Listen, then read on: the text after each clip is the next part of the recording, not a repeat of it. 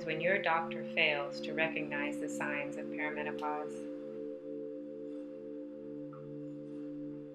Have you ever gone to your doctor to get relief from your perimenopause symptoms, only to have him say something like the following? Hormones are complicated. There's not much we can do. Just tough it out. It'll be over soon. Or my favorite, try to embrace it. Or maybe your doctor failed to recognize the signs of perimenopause entirely. The most infuriating thing about this kind of advice, besides providing the patient no relief whatsoever, is that it can actually exacerbate perimenopause symptoms even more. How so? Because if you suffer from any of the 66 signs of perimenopause, including fibroids, ovarian cysts, flooding, insomnia, fatigue, brain fog, hot flashes, infertility, depression, or low libido, then you may suffer from more than just perimenopause.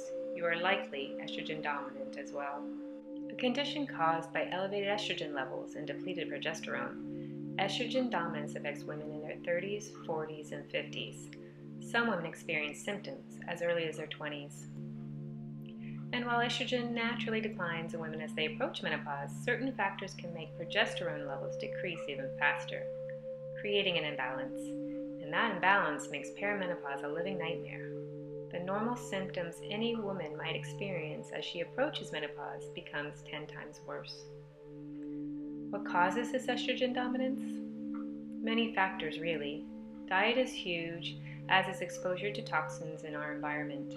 But one of the worst contributors is stress. When you're under a lot of stress, your body pumps out a lot of cortisol in response. That excess cortisol causes your estrogen levels to rise. But it doesn't stop there. All your hormones work together. When some become elevated, others follow suit, as in the case of cortisol and estrogen. But the opposite also happens. When some levels increase, others can decrease, as happens with estrogen and progesterone. So stress will cause cortisol to rise, increasing estrogen levels, which then pushes down progesterone. And those depleted progesterone levels can make you feel very, very sick.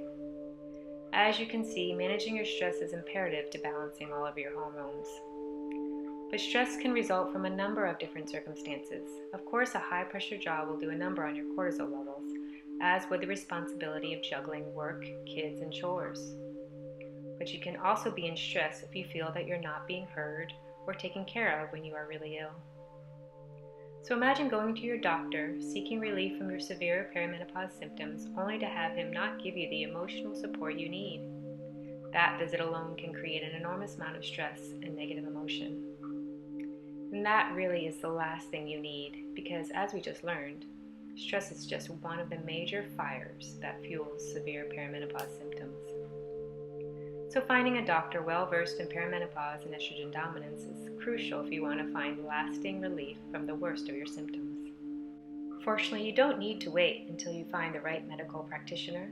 There are a number of common sense things you can do all on your own today to help alleviate your symptoms and ease your transition into menopause. Eating right, exercising, and reducing stress will go a long way to helping you feel better. My ebook, Feel Like You Again, reveals practical steps you can take to reduce estrogen dominance and treat perimenopause. You'll also discover the best foods, vitamins, and supplements that help provide relief from even the worst symptoms. Go to HaleyRobbins.com to get your free first chapter today.